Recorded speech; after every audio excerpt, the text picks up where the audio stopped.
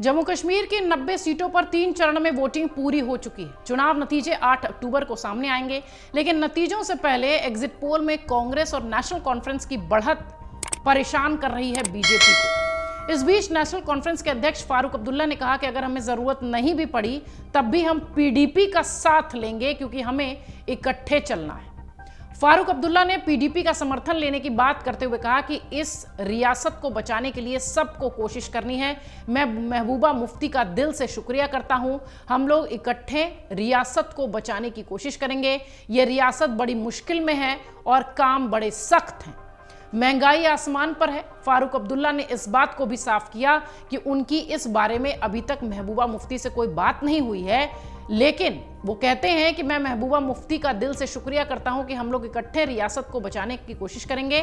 साथ ही महबूबा मुफ्ती से मेरी बात तो नहीं हुई है, लेकिन हाँ, सिर्फ इस बारे में मैंने अखबार में पढ़ा। फारूक अब्दुल्ला ने पीडीपी का साथ जोड़ने की तरफ इशारा करते हुए कहा कि हम लोगों को अगर इस रियासत को बचाना है तो हमें काम करना होगा, उस तूफान से निकलना है जिसमें ये रियासत 10 साल से है। सुनिए नेशनल कॉन्फ्रेंस के मुखिया क्या कह रहे हैं। जो दूसरा बयान आया, देखिए, मैं आपसे कहता हूं, अगर हमें जरूरत भी नहीं पड़ी हम तब भी लेंगे, क्योंकि अगर हम लोगों ने चलना है, इकट्ठे चलना है। इस रियासत को बचाने के लिए हमने सबने कोशिश करनी है। ये बड़ी मुश्किल में है ये रियासत, और काम बड़े सख्त है। यहाँ के बच्चों का हाल देखिए, पढ़े लिखे, सबसे बड़ी बड़ी तालीमें दर बदर, महंगाई आसमान पे है। ड्रग मैनेस जो आज देखते हैं आप, उनकी हालत देखिए। सारे ठेके बाहर वालों के, आप रेत का एक चम्मच नहीं निकाल सकते। महबूबा मुफ्ती का सपोर्ट सुनने में आया है कि उन्होंने कुछ ऑफर किया। मैं उनका शुक्रिया करता हूं, दिल से शुक्रिया करता हूं कि हम लोग इकट्ठे रियासत को बनाने की कोशिश करेंगे। आपसे बात होगी महबूबा मुफ्ती से? नहीं, मेरी कुछ बात नहीं, मैंने सिर्फ अखबार में पढ़ा है ये जो आप सवाल कर रहे हैं। मैं उम्मीद करता हूं कि बहुत जल्दी यहाँ पे स्टेटहुड वापस हो जाएगा। सारे पावर्स गवर्नमेंट को आएंगे और गवर्नमेंट ईमानदारी से काम करना शुरू करेगी। वो बहुत सबक खतरनाक सूरत हो रही है वेस्ट एशिया में। जो इजराइल आज बमबारी कर रहा है, न सिर्फ फलस्तीनियों पे, लेबनान पे, शाम पे, इसके साथ साथ ईरान पे।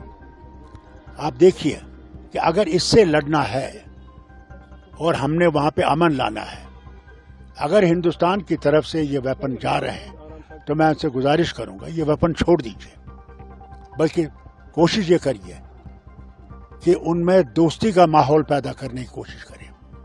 जब ये यूक्रेन और रशिया के बारे में आज कर रहे हैं कोशिश कि वो वॉर खत्म हो, मैं समझता हूं इनको ये गुड ऑफिसर्स।